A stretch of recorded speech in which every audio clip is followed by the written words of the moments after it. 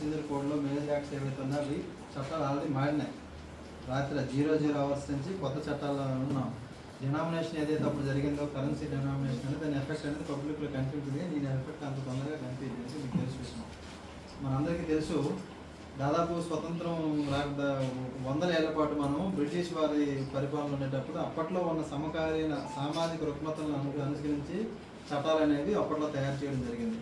అప్పుడు సమాజంలో ఉన్నటువంటి నేరాలు, ఏ రకమైన నేరాలు జరుగుతాయి అనే దాని మీదే అప్పట్లో లార్డ్ మెకాలే కానీ ఇతర అప్పుడు నాయకులందరూ కూడా చట్టాలు తయారు చేశారు. అప్పుడు బ్రిటిష్ పరిపాలన జరిగింది కాబట్టి బ్రిటిష్ పరిపాలన చెందడం వాళ్ళకి ఫెసిలిటేట్ చేస్తూ కొన్ని వచ్చాయి. అప్పుడు సమాజంలో ఉన్నటువంటి ఇష్యూస్ కొన్ని మొత్తానికంటే చట్టాలు అయితే అప్పటి నుంచి నడుస్తూనే ఉన్నాయి. అప్పట్లో ప్రయారిటీస్ సెపరేట్గా ఉండేవి. టెక్నాలజీ లేదు. సెల్ ఫోన్ నాకు తెలిసి 2021 వరకు కూడా టెక్నాలజీ సెల్ ఫోనే లేదు. మనకు టెక్నాలజీస్ లేవు. క్యాటిల్ థెఫ్ట్లని, సైకిల్ థెఫ్ట్లని చిన్న చిన్నవన్నీ ఉన్నాయి. ఇప్పుడు దాని ప్లేస్లో చాలా విప్లవాత్మకమైన మార్పులు వచ్చాయి. ఇప్పుడు సైన్స్ని జత చేస్తూ మనకు సొసైటీ నడుస్తూ ఉంది. అప్పట్లో సైన్స్ లేదు కాబట్టి అది నడిచేది అన్నమాట. సో ఏదైతే ఇది పాత చట్టాల్లో ఉన్నాయో అవన్నీ కూడాను 1860లో రాసుకుని 1800 సంవత్సరాల్లో రాసుకుని చట్టాలు కూడా నడుస్తూ వచ్చాయి. ఇప్పుడు వాటిని మార్చాల్సిన అవసరం అనేది ఇప్పుడు అవసరమైంది. గతంలో చేసిన అమెండ్మెంట్స్ తీసుకొచ్చారు. చట్టాల్లో చాలా వరకు మార్పులు తీసుకొచ్చి మీకు అందరికీ తెలిసినవి ఏంటంటే దిశ చట్టం, క్రిమినల్ లా అమెండ్మెంట్ యాక్ట్ 2013, తర్వాత నిర్భయ యాక్ట్ అని ఏదో రకరకాల ఇప్పుడు పరిస్థితులకు అనుగుణంగా లోకల్ చట్టాలు, లోకల్ యాక్ట్స్ అని కొన్ని ఎక్సైజ్ యాక్ట్ అని రకరకాలుగా మన అవసరాలకు అనుగుణంగా కావాల్సినటువంటి చట్టాలు అనేవి అమెండ్మెంట్ చేసుకుంటూ ఇప్పుడు అవసరాలకు మార్చుకుంటూ వచ్చామన్నమాట. సో ఓవరాల్గా ఏదైతే పాత చట్టాలు మేజర్ యాక్ట్స్ ఏవైతే ఉన్నాయో ఇండియన్ పీనల్ కోడ్ అని, క్రిమినల్ ప్రొసీజర్ కోడ్ అని మరియు ఇండియన్ ఎవిడెన్స్ యాక్ట్ అని ఈ మూడు కూడా ప్రధానమైన చట్టాలుగా చెప్తారు. మన చట్టాలన్నీ కూడాను బేస్ ఏంటంటే మనకు తెలుసు భారతదేశం యొక్క న్యాయ వ్యవస్థ ఎలా ఉంటుందంటే ఎక్యూజ్ని బేస్ చేసుకుని, నిందితుడిని బేస్ చేసుకుని ఉంటుంది. ఈరోజు నేను కార్యక్రమాన్ని కళాశాల టీచర్స్తో ప్రారంభించడానికి కారణం కూడా అదే. మీరందరికీ తెలుసు, మెథడాలజీస్ అని మీరు చదివి వచ్చి ఉంటారు. కరికులంలో ఇప్పుడు కూడా స్టూడెంట్ బేస్డ్గా ఉంటుంది.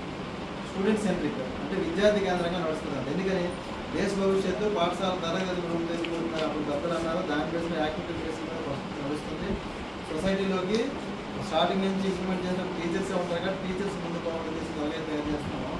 న్యాయ వ్యవస్థలో కూడా వచ్చేసరికి ఏమవుతుంది, ఎక్యూజ్ బేస్గా ఉంటుంది. మీరు సినిమాలో జనరల్గా వినే సబ్జెక్ట్ ఒకటి ఉంటుంది. 100 మంది దోషులు తప్పించుకునే పర్లేదు, ఒక నిర్దోషికి శిక్ష పడకూడదు అనే కాన్సెప్ట్లోనే ఎక్యూజ్ని బేస్ చేసుకుని మనం చెప్పాలని వస్తున్నాం. సో దీనికి సబ్సిక్వెంట్గా ఏమైంది, వాస్తవానికి అయితే ఇది ఒక మంచి ఉద్దేశంతో చేసిందే కానీ మనం ఇదివరకు రాసేటువంటి ఓవర్ ఎవిడెన్స్ అని విట్నెస్లు మనం సీన్లోకి వెళ్ళేసరికి 50 మంది చూస్తారు. పోలీసులు వచ్చేసరికి 20 మంది చెప్తారు. స్టేట్మెంట్ రికార్డ్ చేస్తామని సరికి 5 6 వస్తారు. కోర్టుకు వెళ్ళి చెప్పాల్సి వచ్చినప్పుడు 2 3 నిలబడతారు. దీనివల్ల ఏమవుతుంది, కేసులు అనేవి లాంగ్ పెండింగ్లో అవి ఆ కేసులు పోతున్నాయి. చెప్పాల్సిన ఇద్దరు కూడా కొన్నిసార్లు మనుషులు చనిపోయిన సందర్భంలో కూడా ఎవిడెన్స్ వ్యాలిడిటీ లేకుండా పోతుంది. రెండోది ఏంటంటే టెక్నాలజీ ఈరోజు వెలుగుమందులు దొరుకుతూ ఉంది. టెక్నాలజీతో మనం నడుస్తూ ఉంది. నేరస్తులు చాలా వరకు టెక్నాలజీస్ వాడుతున్నారు. మనం ఆ టెక్నాలజీ సంబంధించి కాల్ డేటా కానీ ఏమైనా కోర్టులో పెట్టాలనుకునేటప్పుడు లక్ష ఇబ్బందులు ఉండేదన్నమాట. అంటే మేము ప్రాక్టికల్ మేము ఫేస్ చేస్తామో తెలుస్తుంది. ఫోరెన్సిక్ ల్యాబ్లో ఎక్కడి నుంచి లెటర్ పంపించేసి ఎక్స్పర్ట్ ఒపీనియన్ తీసుకుని వాళ్ళది ప్రూవ్డ్ అని చెప్పేసి వాళ్ళ సర్టిఫికేట్ ఇచ్చి దానిలో కోర్టు ప్రొడ్యూస్ చేస్తే తప్ప అది నేరం అని ప్రూవ్ చేయడానికి కష్టపడి, ఎందుకంటే ఒక నిర్దోషికి శిక్ష పడిపోతుంది అనే ఉద్దేశం మీద అది గతంలో నడిచేదన్నమాట. సో దట్ ఏదైతే ఉందో పాత చట్టాలను లోటుపాట్లు ఉన్న గత 50 సంవత్సరాలు ఉన్న స్వతంత్రం వచ్చిన చూసుకుంటూ ఉంది. దీనిలో రీసెర్చ్లు స్టడీ చేసిన తర్వాత ఇప్పుడు పరిస్థితులకి పాత రోజుల్లో జరిగిన చట్టాలు వేరు, అప్పుడు నేరాలు వేరు, ఇప్పుడు జరుగుతున్న నేరాలు వేరు. ఇప్పుడు ఓటీపీ చెప్తే అమౌంట్ వెళ్తుంది. అప్పుడు ఇంట్లోకి వెళ్ళి కన్నం పెట్టి గోడకి కన్నం పెట్టి కిలో రైసు లేకపోతే పొలంలో ఉన్న ధాన్యాన్ని దొంగతనం చేసేవారు, ఎడ్ల బండిని దొంగతనం చేసేవారు, దారిపోటు బందిపోట్లు అని చెప్పేసి కొట్టేసి లాక్కునే సందర్భాలు ఆ రోజులు ఉండేవి. ఇప్పుడు ఓన్లీ మనం వెళ్ళి పొలాల్లో ఎక్కడ పంట అక్కడ ఉంటుంది, ఎవరు పంటను ముట్టుకోరు. అదే gold, even gold and silver ornaments సెపరేట్గా ఉండేటప్పుడు ఓన్లీ గోల్డ్ ముట్టుకుంటూ సిల్వర్ ఆర్నమెంట్ ముట్టుకునే సందర్భాలు ఉన్నాయి. So important technology, cell phone ఉపయోగించి టెక్నాలజీ నేరాలు విపరీతంగా పెడతారు. రానున్న రోజులంతా కూడా సైబర్ గేమ్స్ నడుస్తున్నాయి. సో ఇలాంటి సందర్భంలో పాతకాలపు చట్టాలు కన్నాను ఇప్పుడు అప్డేటెడ్ చట్టాలు రాకపోతే ఇప్పుడున్న సొసైటీలో ఉన్న క్రిమినల్స్ని ట్యాకిల్ చేయడం కష్టం ఉంటుంది. రకరకాల అవసరాలకు అనుబంధం మేరకు కూడా రకరకాలమైన మార్పులు తీసుకురావాలి కాబట్టి చట్టాలు అనేది తీసుకుంటారు. ఏదైతే ముద్దాయిలు శిక్షించడానికి ఇండియన్ పీనల్ కోడ్ అని మన గతంలో చదివాము. ఎక్యూజ్డ్ సిస్టమ్లో ఉండేదానికి తగ్గిపోతున్న ఎక్కువ మంది కన్విక్షన్ రేట్ పడిపోతుంది. నేరస్తులు తప్పించుకోవడానికి కూడా అవకాశం ఉంటుంది. కాబట్టి ఈ లోటుపాట్లని సవరించుకుంటూ కొత్త చట్టాలు వచ్చాయి. రెండోది మనకి ఏదైతే అవసరం ఉందో అవసరానికి సరిపడేటట్టు మెయిన్ చట్టాలు మార్చుకుంటూ ఆర్డినెన్స్తోనే లోపల చట్టాలు వచ్చి దిశ అని నిర్భయ రకరకాల ఇవన్నిటిని సమ్మిళితం చేస్తూ మళ్ళీ చట్టంలోనే మేజర్ పార్ట్స్ అని కవర్ అయినట్టు మనకి చట్టాలు కూడా మార్చుకొచ్చారు. ఐపీసీలో 513 సెక్షన్లు ఉన్నాయి. చాలా వరకు చట్టాలు ఉపయోగం లేని చట్టాలు కొన్ని ఇదివరకు రిపీల్ కొన్ని చేశారు. ఉన్న దాంట్లోనే 513 సెక్షన్లోనే చాలా చట్టాలు ఉపయోగం లేని చట్టాలు చాలా వరకు ఉంటాయి. ఆ చట్టాలని ఆ చట్టంలో సెక్షన్స్ని రిమూవ్ చేశారు. కొన్ని చట్టాలు మనకు కొత్తగా కొన్ని పనిష్మెంట్స్ మనకు కొత్తగా రిక్వైర్మెంట్ అయ్యాయి, వాటిని కొన్ని యాడ్ చేశారు. 513 సెక్షన్లు కాస్త 350 తగ్గిస్తూ కొత్తగా మనకి రిక్వైర్మెంట్ ఉన్నదాన్ని సెక్షన్స్ కొద్దిగా యాడ్ చేశారు అన్నమాట. 20 వరకు పనిష్మెంట్స్ కూడా ఇంతకుముందు ఎలా ఉంటుందంటే ఆర్థికపరమైన పనిష్మెంట్ పడాలనుకునేటప్పుడు 10 రూపాయలు నుంచి 1000 రూపాయలు మ్యాక్సిమం పనిష్మెంట్ ఉంటుంది. ఐపీసీలో గట్టిగా నేరం చేస్తే హైయెస్ట్ అడిగి 1000 రూపాయలు 10,000 అంతా కూడా వేలలో ఉండేది పనిష్మెంట్. 10 రూపాయల నుంచి స్టార్ట్ అయ్యేది. ఈ రోజు రేపు 10 రూపాయలు, అప్పట్లో 10 రూపాయల నుంచి చలిపోయింది. ఇప్పుడు అది 10 రూపాయలు నథింగ్ అయిపోయింది. సో దట్ ఇప్పుడు ఏం చేశారంటే దాదాపు 10 లక్షల వరకు తీసుకెళ్ళి ఇంప్రూవ్మెంట్స్ కూడా అప్పుడు 2 నెలలు 3 నెలలు ఉండేవి చాలా వరకు. ఇప్పుడు దాన్ని ఇంప్రూవ్మెంట్స్ కూడా పెంచుకుంటూ పోయారు. అప్పుడు అవకాశాన్ని బట్టి అప్పుడు సొసైటీలు ఏవైతే ఉన్నాయో దాన్ని బేస్ చేసుకుని బ్రిటిష్ అంతా కూడా ట్రైన్ ఏదైతే ఉంది అమౌంట్ వాళ్ళ సంపద సంబంధించి ఏదైతే చెప్పాలంటే ఎక్కువ లేదో నేను అది ఉంటూ ఇప్పుడు ప్రజెంట్ ఫర్ ఎగ్జాంపుల్ ఎక్కడి నుంచి ప్రాపర్టీ తీసుకెళ్ళాలన్నప్పుడు ప్రాపర్టీ ఎఫెన్స్ ఉన్నది కాన్సన్ట్రేషన్ ఎక్కువ ఉండేది. బాడీ ఎఫెన్స్ కన్నా చట్టాల్లో ప్రాపర్టీ ఎఫెన్స్ ఉన్నదే కాన్సన్ట్రేషన్ చాలా ఎక్కువ ఉండేది. ఎందుకంటే ఎక్కడి నుంచి వాళ్ళు రిమూవ్ తీసుకొని బ్రిటిష్ వాళ్ళు పట్టుకెళ్ళాలి కాబట్టి తిరుగుబాటు ఉండేది. తిరుగుబాటును అణచివేత కోసం కూడా చట్టాలు అనేది కొంచెం రెగ్యులర్స్గా ఉండేది. ఇప్పుడు మనకంటే అవన్నీ లేవు. లోకల్గా మన ప్రయారిటీస్ వేరు, మనకి ఇది వేరు, కాన్స్టిట్యూషన్ బేస్ చేసుకుని వ్యాపారానికి సందర్భంగా కాబట్టి ఇప్పుడు నేను తీసుకొచ్చాను. సో ఆ చట్టం అనేది మార్చిన తర్వాత జూలై 1 తారీఖు నుంచి అప్లై అన్నారు. జూన్ 30 నైట్ మిడ్నైట్ 12 o'clock అన్నీ కూడా పాత చట్టాలు అనేది సీజ్ అయిపోయింది. ఇప్పుడు మన దేశంలో ఇండియన్ పేపర్ కూడా అమలులో లేదు. పైన ఇండియన్ పేపర్ కూడా అమలులో లేదు, సిఆర్పిసి అమలులో లేదు, ఇండియన్ ఎవిడెన్స్ యాక్ట్ అమలులో లేదు. ఇప్పుడు ఇండియన్ పీనల్ కోడ్ ప్లేస్లోనేమో భారతీయ న్యాయ సంహిత అని చెప్పేసి వచ్చినాం. అంటే మన ఇంగ్లీష్ ప్యాటర్న్లో బ్రిటిష్ మోసపోత నుంచి బయటకు వస్తూ ఇంగ్లీష్ పేరు తీసేసి మన అధికార భాష హిందీ కాబట్టి భారతీయ న్యాయ సంహిత. క్రిమినల్ ప్రొసీజర్ కోడ్ అంటే పోలీస్ స్టేషన్లో రైట్ ఫ్రమ్ కేసు రిజిస్టర్ అయిన దగ్గర నుంచి కేసు కంపెనీ ఛార్జ్ చేసే వరకు అక్కడి నుంచి కోర్టుకు వెళ్ళిన తర్వాత కోర్టు ఫస్ట్ ఎక్యూజ్ని కాన్ఫర్మ్ చేసిన దగ్గర నుంచి ఆయన కాన్స్టిట్యూషన్ సెక్షన్ ఇంప్లిమెంట్ అయ్యే పోలీసులు ఎలా నడుచుకోవాలి, కోర్టులు ఎలా నడుచుకోవాలి, ఇతర సిస్టమ్ ఎలా నడుచుకోవాలి, ప్రతిదీ కూడా ఒక ప్రొసీజర్ చెప్తుంది. దేనికి ఎలా మీకు మొత్తం మీకు అందరికీ పబ్లిక్ జనరల్ పబ్లిక్ అందరికీ కూడా రక్షణ కాన్స్టిట్యూషన్ ఇండియన్ కాన్స్టిట్యూషన్ లోబడి ఆ రక్షణ ఇచ్చేదంతా కూడా క్రిమినల్ ప్రొసీజర్ కోడ్ ఉంటుంది. ఆ ప్రొసీజర్ కోడ్ ఏమో భారతీయ నాగరిక సురక్షా సంహిత అని చెప్పేసి పెట్టారు. సో దాని పేరు మాత్రం అదేవిధంగా Indian evidence act. For example ఇప్పుడు వర్క్ చేస్తానండి, మనిషి మర్డర్ చేస్తారు. మర్డర్ చేస్తే తలకాయ డాక్టర్ పట్టుకుంటారు, రైతులో కత్తి పట్టుకుంటుంది, కోర్టులు సర్వే. సో మనం ఏమనుకుంటాము జడ్జి గారి దగ్గర వెళ్ళిపోయాడు కాబట్టి మనకి చంపేశాడు కాబట్టి ఆయన ఎదురుగా నేరస్తున్నారు అని పెంచారు, ఆయన గుడ్ సెక్షన్ రిజిస్టర్ ఏం లేదు. ఎందుకని మంది ఎక్యూజ్డ్ బేస్ చేసుకుంటుంది కాబట్టి నేరం నిరూపణ జరిగిన తర్వాత మాత్రం ఆయనకి వస్తారు. దానికి ఒక ప్రొసీజర్ వస్తుంది. ఫస్ట్ ఏం చేయాలి, ఎక్కడ కేసు జరిగింది, అఫెన్స్ ఎక్కడ జరిగింది, అక్కడికి వెళ్ళాలి. ఈ మనిషి తలకాయి పలానా మనిషిని ప్రూవ్ చేయాలి. ఆ తర్వాత ఈ కత్తి తీసుకొచ్చిన కత్తి పలానా షాప్లో కొన్నాడని చెప్పి షాప్ పంపించి పెట్టేసేవాళ్ళు. జరిగినప్పుడు ఈయనకి ఆయనకి ఏం కూడా ఆస్తి తగలు ఉన్నాయి, గొడ్డ దగ్గర తడుగులు ఉన్నాయి, లేదా వీళ్ళింటికి వాళ్ళింటికి ఇతర ఆస్తి కూడా తగాలు ఉన్నాయి, లేదా ఇంకో తగాలు. ఆ మోటివ్ మనం ప్రూవ్ చేయగలం. దానికి సంబంధించి ఒక 5-10 మంది విట్నెస్ చేయాలి. ఇన్సిడెంట్ ఎప్పుడు జరిగింది, దాని కళతో నేను చూసినా చెప్పాలి. ఇవన్నీ చెప్పినప్పుడు మాత్రం ఆయనకి శిక్ష పడుతుంది. అంతవరకు ఇది ప్రొసీజర్ ఉంటుంది. సో ఇవన్నీ ఏమవుతుంది, విట్నెస్ చెప్పేటప్పుడు విట్నెస్ బాగానే రికార్డ్ చేసుకుంటే బాగానే ఉంటుంది. ఓవర్ పీరియడ్ 3 years 4 years తర్వాత ఎక్కువ లెందీ పెండింగ్ ఉండడం వల్ల 4 years మళ్ళీ మన కోర్టుకి రావాలి, అక్కడ చెప్పాలనేటప్పుడు చాలామంది ఆగిపోతారు. రెండోది చాలామంది చనిపోతారు. చాలామంది కోర్టుకు వచ్చి ఎక్స్ప్లెయిన్ చేయలేని పరిస్థితి ఉంటుంది. అర్థం ఇట్లా అనే సందర్భం ఏమవుతుందంటే ఎక్యూజ్డ్ అనేది తప్పించుకోవడానికి అవకాశం ఎక్కువ ఉంటుంది. ఇప్పుడు ఏం చెప్తున్నారు అంతేను, టెక్నాలజీని ఇందులో మోసపోతలో దించారన్నమాట. కేసు రిజిస్టర్ అయితేనే పోలీస్ నుంచి పోలీస్ ఆఫీసర్ అంటే రికార్డ్ చేసుకోవాలి, రికార్డ్ని అప్లోడ్ చేయాలి. విట్నెస్ ఏం చెప్తున్నాడు, రికార్డ్ అప్లోడ్ అవుతుంది వీడియోలో. ఇంతకుముందు ఫోన్లో ఈమె లేడీ ఉంది, ఆయన జెంట్ ఆయన ఫోన్లో అబ్యూజివ్ మాట్లాడితే మాట్లాడిన ప్రూఫ్ ఏదైనా అడిగారు. అది వాయిస్ రికార్డ్ చేసినట్లయితే ఈ వాయిస్ రికార్డ్ ఆయన అన్నది ప్రూఫ్ ఏదైనా. మేము మిమ్మల్ని ఎందుకు అడుగుతున్నా అంటే కోర్టు మమ్మల్ని అడుగుతారు. దీన్ని మనం మన ఫోరెన్సిక్ ల్యాబ్ పంపించేసి ఆయన వాయిస్ టెస్ట్ చేసి ఆ వాయిస్ ఆయన కన్ఫర్మ్ చేస్తే ఈ వాయిస్ రికార్డు వ్యాలిడిటీ ఉండేది, కోర్టు యాక్సెప్ట్ చేసింది. ఇండియన్ ఎవిడెన్స్ సెక్షన్ 44 ప్రకారం అది అప్పుడు వాళ్ళకి పవర్ ఫిక్చర్ తీసుకున్నాను. సో నేను మాట్లాడిన ఎవిడెన్స్ ఏంటంటే నెగిటివ్గా చేశాను. ఇప్పుడేమంటున్నారు, ఆ టెక్నాలజీ వచ్చినప్పుడు ఇనీషియల్ డేస్లోనే వాళ్ళ దగ్గర తీసుకునేటప్పుడే ఆ వాయిస్ రికార్డ్ తీసుకొని మనం అందులోకి అప్లోడ్ చేస్తే మనకి యాప్స్ ఇచ్చాము, యాప్లోకి అప్లోడ్ చేసినట్లయితే ఓన్ నీడ్ ఆఫ్ సర్టిఫికేట్ సీన్లోకి వెళ్తాం. ఫస్ట్ చంద్రవందలు అంటే వస్తువులు ఎట్లా కలుగుతుంటాయి, పాత సినిమాలు సిఈడి సినిమాలు మీరు చూసుకుంటాం, అందులో ఫోటో క్యాప్ చేస్తారు, ఒక ఐటమ్ నెంబర్ పెట్టేసి ఫోటో తీస్తాం. ఇవన్నీ కూడా ఆ ఫోటోలు కోర్టు పెట్టినప్పుడు ఎవిడెన్స్ 3-4 సంవత్సరాలు వేస్తే పగిలిపోయి చిరిగిపోయి అవి కొన్నిసార్లు అయ్యేవి కాదు. ఇప్పుడు ఏమంటున్నారు, రికార్డ్ అయినప్పుడు ఫస్ట్ డేనే వెళ్ళి మొత్తం అంతా వీడియో రికార్డ్ చేయమంటారు, ఫోటోలు అప్లోడ్ చేసేమంటారు. ఇంకేవి కూడా వాళ్ళు ఒక హ్యాష్ ట్యాగ్తో సర్టిఫికేట్ ఇస్తారు. సెంట్రల్ గవర్నమెంట్ ఒక హ్యాష్ ట్యాగ్తో సర్టిఫికేట్ ఈ సర్టిఫికేట్లు కోర్టు ప్రొడ్యూస్ చేస్తే ఆటోమేటిక్గా డేటా వచ్చేస్తుంది. ఎలాగైతే మీ ఆధార్ నెంబర్ ఇంకొక ఆధార్ నెంబర్ కాపీ చేయలేరు, ఎలాగైతే మీ ఓటర్ ఐడి కార్డు నెంబర్ ఇంకొక రాదు, అలాగే ఈ ఎవిడెన్స్ ఇంకో కేసు వెళ్ళదు. ఈ కేసులో ఎవిడెన్స్ ఈ కేసులోనే ఉంటుంది.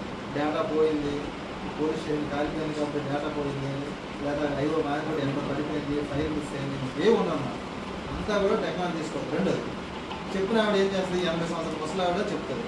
ఆవిడ ఎవిడెన్స్ వచ్చేసరికి ఆవిడ చనిపోతుంది, కోర్టులోకి వచ్చి చెప్పిన పరిస్థితుంది. అప్పుడు ఏం చేస్తా, ఏదైతే వాయిస్ రికార్డ్ ఉందో అది తీసుకొని ఎవిడెన్స్ తీసుకుంటారు. ఓవరాల్గా చెప్పాలనుకున్నట్టు అంటే టెక్నాలజీని ఇంప్లిమెంట్ చేస్తూ వస్తుంది కాబట్టి మొత్తం నేరస్తులు తప్పుకోవడానికి అవకాశం ఉంది. తప్పుకోవడానికి చాలా తక్కువ అవకాశం ఉంటుంది. రెండోది ఏంటంటే అప్పట్లో 10 రూపాయల నుంచి 1000 రూపాయల ఫైన్ నుండి దాని 10 లక్షల వరకు తీసుకెళ్తారు. రోడ్డు మీద బల్లి ఫైన్ వేస్తే 100, 200, 150 చేసేవారు. ఇప్పుడు దాన్ని ఏం చేస్తున్నారంటే చట్టాలు మారిపోయి 10,000, 20,000 కూడా అయిపోయింది. ఎక్సెల్ బండి 10,000 వేస్తే నేను బండి మీరు ఉంచుకోండి సార్, నా బండి అక్కర్లేదు, నేను 10,000 కాకుండా బండి వచ్చి చెప్పిన పరిస్థితి. సో చట్టాలని ఉద్దేశం ఏంటంటే ఓవరాల్గా ఇప్పుడు నేను కూడా స్టూడెంట్గా వాళ్ళ ఏజ్ ఉండేటప్పుడు ఇన్సూరెన్స్ లేకపోతే ఫైన్ వేస్తే అసలు యారగంటగా రెస్పాండ్ చేయలేదు. అంటే నా బండికి ఇన్సూరెన్స్ లేకపోతే నేను ఇంకోళ్ళు ఎవరైనా గుద్దానంటే ఆయన చనిపోతే నేను కదా కాంపన్సేషన్ ఇవ్వాల్సింది. పోలీసులకి ఏంటి అంత కనిపిస్తుంది, చలాన కోసం డబ్బుల కోసం రాజేస్తున్నారని చెప్పేసి అనేవారు. సో అక్కడ ఉద్దేశం ఏంటి, సోషల్ రెస్పాన్సిబిలిటీ. ఒక మనిషిని వచ్చినప్పుడు ఇన్సూరెన్స్ మనకు ఖచ్చితంగా కానీ వెహికల్ కానీ ఇన్సూరెన్స్ ఉన్నట్లయితే అందరూ కూడా కాంపన్సేషన్ పే చేయగలిగే స్థితిలో ఉండలేదు. చనిపోయిన తర్వాత మనిషి ఒక ఫ్యామిలీ రీసెంట్గా మన సాధువుల టౌన్లోనే అక్కడ మామిడిపల్లి వెళ్ళే రోడ్లో ఒక పెద్ద ఆయన్ని తాగి వచ్చి ఒక ఉద్యోగం రంగం రైలు పట్టుకుంటే పెద్దలు 10 మంది వస్తే కొట్టుకెళ్ళి రంగం రైలు సార్ నా బండి సార్, మా మనిషి ఇది నాకు చాలా ఇంపార్టెంట్ సార్, పార్టీ సార్. అదే బండి వెళ్ళి ఒక మనిషి కూర్చుంది, చనిపోయాడు. ఆపోజిట్ చనిపోయిన వ్యక్తి ఇద్దరు పిల్లలు తండ్రి వాళ్ళు లైఫ్లో సెటిల్ అవ్వలేదు కంప్లీట్గా. ఉదయాన్నే 6 గంటలకు వెళ్ళిపోయి సాయంత్రం వరకు కష్టపడతా, రాత్రి 7, 8 ఇంటికి రీచ్ అయ్యి దాన్ని తెచ్చిన దాంట్లో వస్తుంది. పిల్లలు ఇంకా లైఫ్లో సెటిల్ కాదు. ఇద్దరు పిల్లలు వైఫ్ కంప్లీట్ బడ్జెట్ ఆయన తర్వాత ఆయన ఎంపేస్తుంది. ఎంత అమౌంట్ ఇస్తే ఆ ఫ్యామిలీని మళ్ళీ రీస్టోర్ చేయగలుగుతాం, దాని డ్యామేజ్ని రీస్టోర్ చేయగలుగుతాం. అదే వెహికల్కి డ్రైవర్కి లైసెన్స్ లేదు, బండికి ఇన్సూరెన్స్ లేదు. ఒకవేళ నేను అలాగ ఆలోచించుకున్న డ్రైవర్ ఇన్సూరెన్స్ చేశాను 10 లక్షలు ఎంతో వస్తే ఇన్స్టెంట్గా పిల్లలు చదువు కంప్లీట్ అవుతుంది. అవునా? అది ఇన్సూరెన్స్ ఎంత ఉంటుంది, మహా అయితే 3,000, 4,000 ఉంటుంది. ఇప్పుడు ఆ 10 లక్షలు కూడా కాంపన్సేట్ చేయాలంటే ఈ దగ్గర ఏం లేదు, హైస్కూల్ అనుకున్నాను. ఇన్సూరెన్స్ ఉన్నట్లయితే దాని లెక్క మారుతుంది. సో దట్ ఏమవుతుందంటే ఓవరాల్ సోషల్ రెస్పాన్సిబిలిటీ పెరగాలనుకునేటప్పుడు ఇవన్నీ కూడా ఏవైతే మార్పులు అనుగుణంగా మనం వెళ్తూ ఉంటాం. సో ఇట్లాంటివి ఏవైతే ఉన్నాయో అవన్నీ కూడా మార్పులని అందులో తీసుకొని రావడం జరిగింది. ఈ చట్టాలు అనేది ఆల్రెడీ మనకి అమలు స్టార్ట్ అయిపోయింది. ఏదైతే జూలై 1 అమలు స్టార్ట్ అయిపోయింది. సెన్సిటైజేషన్ ప్రోగ్రామ్స్ వేరియస్ లెవెల్స్లో జరుగుతూ ఉంటాయి. ఇక్కడ నుంచి జ్యుడిషియరీ వాళ్ళు చేస్తారు, పోలీసు చేస్తారు, అడ్వకేట్స్ చేస్తారు. కొత్త విషయం ఏంటంటే ఈ చట్టాలు అందరికీ పోతాయి. మ్యాజిస్ట్రేట్లు కొత్త, సిపిలు కొత్త, పోలీసులు కొత్త, అదే పబ్లిక్ మీద ఆటోమేటిక్ కొత్త మీకు సంబంధం లేదు. అందుకని చెప్పేసి ఏదైతే ఉందో ఇప్పుడు కొంచెం అవగాహన కోసం ఏం చేశారంటే యాప్లు కొన్ని వచ్చాయి. అర్థమైందా? ఎన్సీఆర్బీ సంకలనం అని చెప్పేసి మన ప్లే స్టోర్లో మనం ఎలాగైతే వాట్సాప్ డౌన్లోడ్ చేసుకుంటామో వాళ్ళందరూ తెలుస్తుంది. స్నాప్చాట్, ఇన్స్టాగ్రామ్ ఎలాగైతే డౌన్లోడ్ చేస్తామో అలాగే ఎన్సీఆర్బీ సంకలనం ఒక యాప్ ఉంది. ఆ యాప్లో కానీ మనం కొట్టి చూసుకున్నట్లయితే మనం జనరల్గా తెలుసు, సార్ ఇది 307 కేసు పెట్టండి సార్, మటర్ కేసు పెట్టండి సార్ అని చెప్పేసి పెద్దలు వస్తుంటారు. ఏది సార్ పెద్ద దెబ్బ కొడితే మీరు చిన్న సెన్సాక్షన్ వేసారు సార్ అని చెప్పి వాళ్ళకి ఏ సెక్షన్కి ఏది వేయాలో అప్పుడు ఎలాంటి గొడవ ఏది వేయాలో కొంత అవగాహన ఉంటుంది. అందుకోసం ఇప్పుడు ఏమైంది, ఆ అవగాహన కూడా పోయే పరిస్థితి వచ్చింది అన్నమాట. సెక్షన్ ఏమైనా వచ్చినా ఏ సెక్షన్లో దాని కాంపిటెన్సీ ఏంటనేది ఎవరు చెప్పలేని పరిస్థితి ఉంది. సో అలాంటివి కూడా మీకు పోవాలన్నట్టు జవాబుదారీతనం మాకు కూడా ఉండాలి, మీకు కూడా ఉండాలి, అందరికీ కూడా పనిచేస్తుంది. పబ్లిక్గా ప్లే స్టోర్లో ఎన్సీఆర్బీ సెంటర్ ఒక యాప్ ఉంది. ఏదైనా గొడవ అయినప్పుడు సెక్షన్లు మీకు అప్రాప్రియేట్ సెక్షన్ పడలేదు అనేటప్పుడు అందులో మీరు చూసుకోవచ్చు. నాకు ఏ సెక్షన్ పడింది, మీకు జరిగిన నేరం ఏంటి, పోలీసులు వేసిన సెక్షన్ ఏంటి, ఆ సెక్షన్లో ఉన్న ఇంగ్రీడియంట్స్ నేను జరిగిన గొడవకి సరిపోతుందా లేదా మీరు క్లాస్ చెక్ చేసుకోవాలి. సో అంతా కూడా ఈ బుక్ ఇంతకుముందు ఏం చేశారంటే చట్టాలు మీరు పాత అడ్వకేట్ జనరల్ 50 పుస్తకాలు ఉంటాయి, ఆ లైఫ్లో ఎప్పుడు చదువుతారో తెలియదు అనేది ఉంటాయి. ఇప్పుడు అవన్నీ కూడాను ఈ బుక్స్ అనేది వచ్చాయి, అన్నీ కూడా నెట్లో అన్నింటిలో అందుబాటులో ఉంటాయి. ఈ చట్టాలు ఏవైతే మేజర్ యాక్ట్స్ ఉన్నాయో ఇవి మేము జనరల్గా చూసి రిఫర్ చేసుకోవడానికి ఉపయోగపడుతుంది. చెప్పేసి మీరు అప్పుడప్పుడు చూసుకోవాలన్నట్లయితే గూగుల్ ఎలాగైతే సెర్చ్ చేస్తారో యాప్లో కూడా వచ్చాయి, యాప్లో కూడా చూసుకోవచ్చు. ఎన్సీఆర్బీ సంకలం. ఇది కాకుండా మీకు ఇన్స్టెంట్గా అవగాహన చేయడం కోసం మేము ఆల్రెడీ ఒక పేపర్స్ తెచ్చాము. సెక్షన్స్ పాత సెక్షన్లు ఏమి ఉన్నాయి, కొత్త సెక్షన్లు ఏమన్నా, పాత సెక్షన్ పాత చట్టాలకి కొత్త చట్టాలకి ఇన్స్టెంట్గా వచ్చి తేడా లేదు. ఇంతకుముందు ఏం చేశారంటే అప్పుడు చట్టాలు లేవు, కొత్త యాడ్ చేశారు. 513 సెక్షన్ కాకుండా 350 సెక్షన్. ఏవైతే మనకి అమౌంట్ పనిష్మెంట్ ఉన్నాయో అప్పుడు రూపాయి వాల్యూ తక్కువ ఉండేది. మీకు ఎకానమిక్స్ చదివిన అర్థం ఉంటుంది. ఏది ఫేస్ వాల్యూ, రూపాయికి ఫేస్ వాల్యూ మార్కెట్ వాల్యూ అప్పుడు తక్కువ. ఇప్పుడు దాదాపు అప్పుడు రూపాయికి వచ్చింది, ఇప్పుడు దాదాపు 10,000 20,000 కూడా రాలేని పరిస్థితి ఉన్నాం. అర్థమైందా? కాబట్టి ఆ 10 రూపాయల ఫంక్షన్ అయితే 10 లక్షల వరకు తీసుకెళ్ళారు. సో మారుతున్న పరిస్థితులు అనుగుణంగా నేను పెంచుకుంటూ పోయాను. పనిష్మెంట్స్ పెరిగినాయి, ఇంప్రిజన్మెంట్స్ పెరిగినాయి, డెత్ ఇంప్రిజన్మెంట్స్ పెరిగినాయి, క్యాష్ తలకి పనిష్మెంట్స్ పెరిగినాయి. అర్థమైందా? అక్కర్లేదు. Yes zero FIR. ఇంకోటి ఏంటంటే ఇంతకుముందు పోలీస్ స్టేషన్కి వచ్చేటప్పుడు ఫర్ ఎగ్జాంపుల్ మీరు దిశ ఇన్సిడెంట్లో మీరు చూసుకుంటారు. దిశ ఇన్సిడెంట్లో అమ్మాయి పేరు మీకు చెప్పలేదు, పేరు మార్చారు, పోలీస్ స్టేషన్కి వెళ్ళారు, కంప్లైంట్ ఇచ్చారు, ఇది మా దగ్గర కాదన్నా మీరు పక్క పోలీస్ స్టేషన్ కంప్లైంట్ ఇవ్వాలని చెప్పారు. అన్నప్పుడు వాళ్ళు ఎఫ్ఐఆర్ వేయలేదు, పక్క పోలీస్ స్టేషన్కి వీళ్ళు వెళ్ళమన్నారు కానీ వాళ్ళు వెళ్ళలేదు. సబ్సిక్వెంట్ డ్యామేజ్ జరిగింది. ఇప్పుడు ఏమంటారు, జీరో ఎఫ్ఐఆర్ కానీ ఇమీడియట్గా జరిగి మన ఫస్ట్లోనే మనం ప్రొసీడ్ అయినట్లయితే డ్యామేజ్ జరిగి ఉండదు కాదని చెప్పేసి మన రీసెంట్ లాస్ట్ 5-10 years నుంచి ఫైట్ అనేది జరిగింది. రీసెంట్గా జీరో ఎఫ్ఐఆర్ అనేది ఈ చట్టం రాకముందు జీరో ఎఫ్ఐఆర్ వేస్తున్నాం. ఇప్పుడు జీరో ఎఫ్ఐఆర్ని ఆర్డినెన్స్ అమెండ్మెంట్ తీసుకొచ్చిందని యాక్ట్ ఉంటుంది. అంటే మన దగ్గర జరిగిన నేరానికి కూడాను ఇక్కడ రిప్రజెంట్ చేస్తే కేసు రిజిస్టర్ చేసి మనం కన్సర్న్ పోలీస్ స్టేషన్కి ట్రాన్స్ఫర్ చేయాలి. దీనికి కొన్ని గైడ్ లైన్స్ మాకు ఇచ్చారు కదా, జీరో ఎఫ్ఐఆర్ ఏ సందర్భంలో వేయాలి, జీరో ఎఫ్ఐఆర్ వేసిన తర్వాత లోకల్ పోలీస్ ఆఫీసర్ ఏమేమి చేయాలంటే ఒక ఎస్ఓపీ ఉంటుంది. ఆ ఎస్ఓపీ ప్రకారం, ఎస్ఓపీ అంటే standard operating procedure, zero FIR వేసిన తర్వాత ఏమేమి చేయాలి, దీనిలో జరుగుతుంటుంది, రిపోర్ట్ వస్తుంది, ఏం చేయాలంటే గైడ్లైన్స్ ఇచ్చారు. అంటే ఇంతకుముందు ఎక్కడైతే నేరం జరిగిందో అక్కడే రిపోర్ట్ ఇచ్చారు. ఇప్పుడు ఆ జీరో ఎఫ్ఐఆర్ లీగలైజ్డ్గా యాక్ట్లో చేసి తీసుకొచ్చాక జరుగుతుంది. ఇంతకుముందు ఏం చేసేవాళ్ళు, కొన్ని వెసులుబాట్లు ఉండేవి. ఇప్పుడు ఏం లేదు, 60 సంవత్సరాలు దాటిన వాళ్ళు డిఫరెన్స్గా రావాలంటే పోలీస్ స్టేషన్ రావాల్సిన పని లేదు, పోలీసులే ఇంటికి వస్తారు, మీరు స్టేట్మెంట్ రికార్డ్ చేస్తారు. 15 సంవత్సరాలు లోపు వేసిన వాళ్ళు ఇంతకుముందు 7 సంవత్సరాలు 12 సంవత్సరాలు లేకుండా 15 సంవత్సరాల లోపల పిల్లలు కూడా ఎవిడెన్స్ సాక్షి చెప్పినప్పుడు పోలీసులు పిల్లల్సిన అవసరం లేదు. పోలీస్ ఆఫీస్కి ఇంటికి వెళ్తారు, లేదు పోలీసు ఇంటికి కాకుండా పలానా ప్లేస్లో నేను కంఫర్ట్ ఉన్నానని చెప్పి అక్కడే పోలీస్ ఆఫీస్కి వచ్చి స్టేట్మెంట్ రికార్డ్ చేస్తారు. అట్లా లేదా అన్సౌండ్ మైండ్ ఉంటారు, కొంచెం ఫిజికల్లీ డిజిబుల్ కానీ కొంచెం ఎవిడెన్స్ చెప్పేటప్పుడు ఒక పర్సన్ ట్రాన్స్లేటర్ కూడా అవసరం అయి ఉంటుంది, కానీ చెప్పగలుగుతారు బదులుగానే అనుకుంటారు. వాళ్ళు చెప్పగలిగినట్టు టెక్నికల్గా ఒక సౌండ్ పర్సన్ తీసుకొని వెళ్ళి ట్రైనర్ని తీసుకొని వెళ్ళి వాళ్ళు ఎక్కడైతే కంఫర్టబుల్ అక్కడే తీసుకుని ఉంటారు. ఇన్ కెమెరా ప్రొసీడింగ్స్ అనేది క్రైమ్ అగైన్స్ట్ ఉమెన్, ఆడపిల్లలకి ఎదురుగా జరిగే నేరాలు ఏమైనా ఉంటే ఇన్ కెమెరా ప్రొసీడింగ్స్ అంతకుముందు జరిగేటప్పుడు సపరేట్గా గైడ్ లైన్స్ ఉండేవాళ్ళు, supreme court guide lines separate lines. ఇప్పుడు దాని చట్టాల్లోనే తీసుకొచ్చారు. ఆడపిల్ల ఏదైనా నేరం జరిగింది అనేటప్పుడు పోలీస్ ఆఫీసరు ఒక మున్సిపల్ కానిస్టేబుల్తో వెళ్ళాలి, ఆవిడ సంవత్సరంలోనే ఆవిడ పేరెంట్స్ సంవత్సరంలో ఏం జరిగిందని డీటెయిల్గా రాసుకోవాలి. తర్వాత తను కోర్టులో ప్రొడ్యూస్ చేసినప్పుడు కూడా మ్యాజిస్ట్రేట్ కూడాను మిగతా లాయర్లందరినీ కోర్టులకు బయట ఓపెన్ చేసి రూమ్లో సీసీ కెమెరా ఆన్ చేసుకుని ఆ ఇన్ కెమెరా ప్రొసీడింగ్స్ మాత్రమే, అంటే జడ్జి గారు ఉంటారు, విక్టిమ్ వాళ్ళు ఉంటుంది, వాళ్ళ మదర్ ఉంటారు, వాళ్ళని స్టేట్మెంట్ రికార్డ్ చేయాలి. ఇలా చాలా వరకు చేంజెస్ అనేది తీసుకొచ్చారు. అవన్నీ కూడా ఇంతకుముందు సెపరేట్ గైడ్ లైన్స్ ప్రకారం ఉన్నాయి, సుప్రీంకోర్టు గైడ్ లైన్స్ అని నడిచారు. అవన్నీ కూడా చట్టంలో తీసుకొచ్చారు.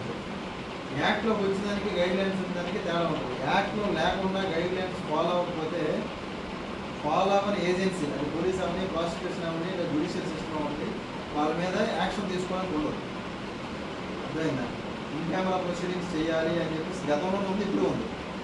గతంలో కానీ మనం ఫాలో అవ్వకపోతే డిపార్ట్మెంట్లో యాక్షన్ తీసుకుంటారు, చట్టం దాని మీద యాక్షన్ తీసుకుంటారు. ఎందుకని మేజర్ యాక్షన్ అది చెప్పలేదు కాబట్టి. ఇప్పుడు చట్టంలోనే రాశారు కాబట్టి చట్టాన్ని ఫాలో అవ్వకపోతే దాన్ని కంటెంప్ట్ వస్తుంది.